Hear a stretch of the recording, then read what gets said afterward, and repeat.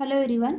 आज इस वीडियो में हम क्लास 10th मैथमेटिक्स परीक्षा बोर्ड सीरीज के चैप्टर 2 के क्वेश्चन नंबर 6 को समझने वाले हैं। चलिए शुरू करते हैं। क्वेश्चन नंबर 6 है the graph of polynomial y बराबर में p x given in the figure. ठीक है, ये जो y equals to p x यहाँ पर इस फिगर में दिया हुआ है। Find the number of zeros of p x. हमें नंबर ऑफ जीरोज बताने पर किसके बताने, पी एक्स के बताने। यहाँ पर आपको ध्यान देना है। ठीक है, इसमें यही ट्रिक होती है कि हमारे पास दो एक्सिस होते हैं, एक एक्स एक्सिस होता है और एक वाई एक्सिस होता है। इसमें भी एक तरफ एक्स की जो पॉजिटिव इंटीजर्स होते हैं वो होते हैं और फिर जीरो हम वहां पर सेंटर में होता है, फिर दूसरी तरफ माइनस के इंटीजर्स होते हैं। जनरली हम उसे एस डैश से बताते हैं। वैसे यहाँ पर ये जो वाई के जीरोस रहेंगे या फिर वाई की जो वैल्यूज रहेगी वो क्या रहेगी, प्लस में रहेगी, और ये वाई डैश मतलब माइनस में जाएगी। तो यहाँ पर जो जीरोस पूछे वो किसके पूछे, पी एक्स के पूछे। ओके, वाई के नहीं पूछे। तो यहाँ पर वाई पर भी इंटरसेक्ट कर रहा है लेकिन हमें सिर्फ एक्स के लिए बताना है।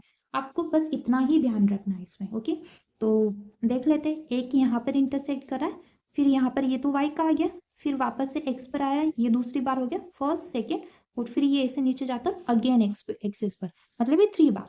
ठीक है, तो in this graph number of zeros will be 3 because graph intersects at 3 points in x axis. ठीक है, एक्स एक्सिस पर 3 बार यहाँ पर इंटरसेक्ट कर रहा है ये ग्राफ, वाई पर नहीं। सिर्फ टोटल तो 4 हो रहे हैं लेकिन हमें सिर्फ एक्स एक्सिस का बताना था।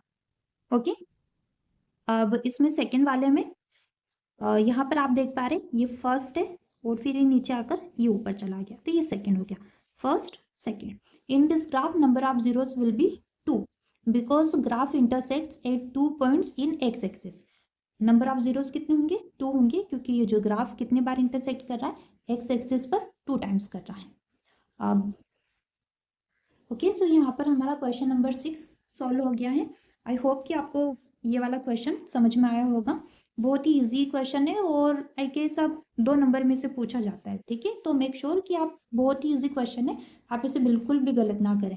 ओके, ये ऐसे सवाल है जो आपके जो पासिंग जो नंबर्स है वो लाने में आपकी हेल्प करेंगे, क्योंकि ये वाले सवाल ऐसे सवाल होंगे जो majority of the students solve कर पाएंगे।